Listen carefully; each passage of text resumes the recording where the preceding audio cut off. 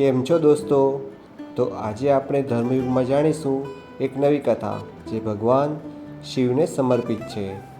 આપણે આદિ અનાદિકાળથી ભગવાન શિવને પૂજીએ છીએ, પરંતુ આ વાત છે જ્યારે સૃષ્ટિના સર્જન પહેલાં કંઈ જ હતું નહીં અને ભગવાન શિવ એક અગ્નિસ્તંભ તરીકે બિરાજમાન હતા.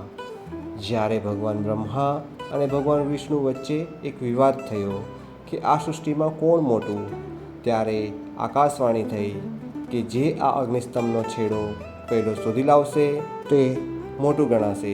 આમ બ્રહ્મા ઉપર તરફ જાય છે અને વિષ્ણુ નીચે તરફ જાય છે.